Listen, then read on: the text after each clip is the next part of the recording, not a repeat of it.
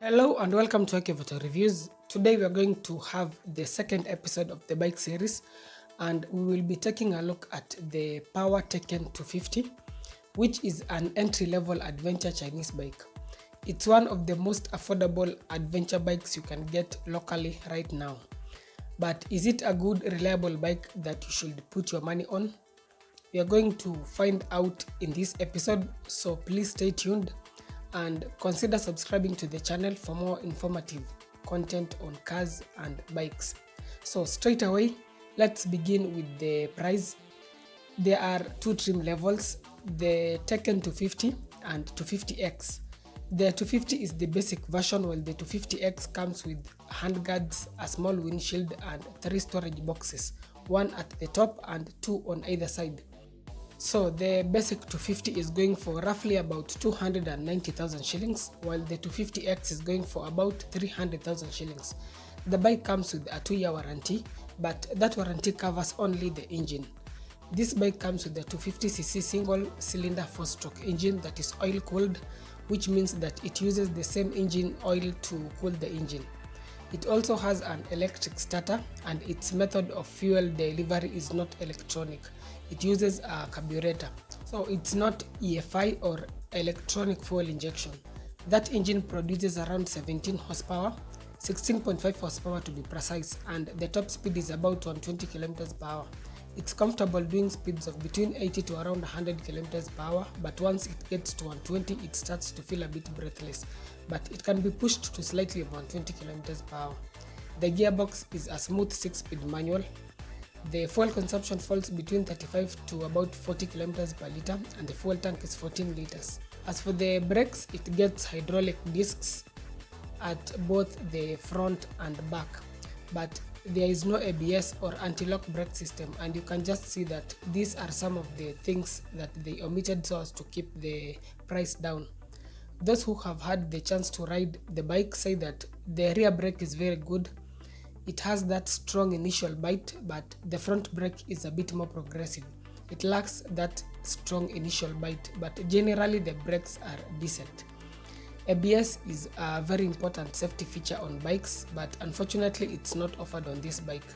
As for the seat height, it measures in at around 820 millimeters, and the good thing is that the rear monoshock is adjustable, so it can be adjusted to comfortably suit the rider. Speaking of the suspension, it gets inverted shocks at the front and the already mentioned adjustable monoshock at the back. It's reported that the rear monoshock is a bit stiff but not uncomfortable. It's like it strikes a balance between stiffness and a bit of comfort. The weight of this bike is 141 kgs, which is light, meaning that it can easily be maneuvered within the city. It's not difficult to ride it, and even controlling it is easy once you are on the move. So now, with all the specifications out of the way, let's now take a quick look at its pros and cons, beginning with the cons. And the first one is that it only comes with a halogen bulb for the headlight. It does not get an LED headlight. The indicators are LED, but the headlight is a halogen. They should have just been consistent and stuck with LED lights all around. But anyway, that is something that can be fixed by purchasing a more powerful LED bulb. Skipping out on an LED bulb is another sign of cost cutting to keep the price of the bike down. Secondly, it has no ABS brakes. As I had said earlier, ABS is a very important safety feature on a bike, but this bike misses out on that. Another disadvantage is the lack of a windbreaker.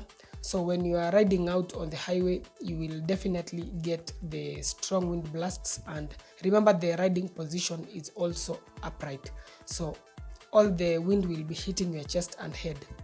The 250X does come with a small windshield, but it does not do a very good job of protecting the rider from the strong wind, especially on long distances.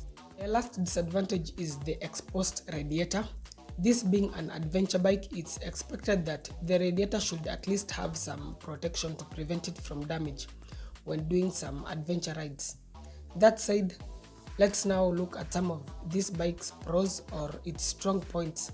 And the first one is its price. The price is very enticing. For just about 290,000 shillings, you get an entry-level adventure bike with 0 mileage plus 2 years warranty. It's a very good deal. Better still, with just under 300,000 shillings, you get 3 storage boxes, handguards, and a windshield. It has to be among the most affordable adventure bikes in the country right now. It's also very affordable to maintain, and the spare parts are easily available at affordable prices. The second strong point is that it's a very light bike, so it's very easy to ride and control, and this is a good thing even for beginners. The next strong point is its good fuel economy. Getting up to 40 kilometers per liter is very impressive. In fact, depending on where you live, you can be using less than 1 liter to commute from home to work and back very easily without even being affected by traffic jams, because being a bike, it can just pass in between the cars and keep moving. The next one is the crash guards that really come in handy when it comes to protecting the rider's legs, and even if the bike falls on its side, it won't be damaged due to that crash guard. Another very impressive strong point is the engine guard plate. At this affordable price, this bike gets an engine guard plate that protects the underside of the engine. There are way more expensive bikes that don't get this feature. So with that said, this is an impressive bike. It looks good and will certainly attract people's attention, especially due to its colors. It comes in either orange or fluorescent yellow. These are very bright and catchy colors. In terms of power, it's reported that it is decently powerful. It has enough power to get up and go. And even in terms of speed, it can comfortably do around 100 kilometers per hour, even for long distances without any problem. Vibrations are present, especially if you tend to push the bike hard. Generally, this is a good bike, and I reckon it's certainly very reliable because it's very simple. It doesn't have any complicated features and electronics that can go wrong, such as the ABS system. You also have 2 years warranty, so you are really covered. Let me know your thoughts on this bike in the comment section. Is it an adventure bike you would want to own, or do you have a better alternative? Do let me know. Thanks a lot for watching. Please consider subscribing to the channel for more informative content on cars and bikes.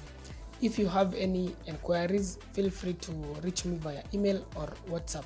Stay safe, ride safe. See you in the next one.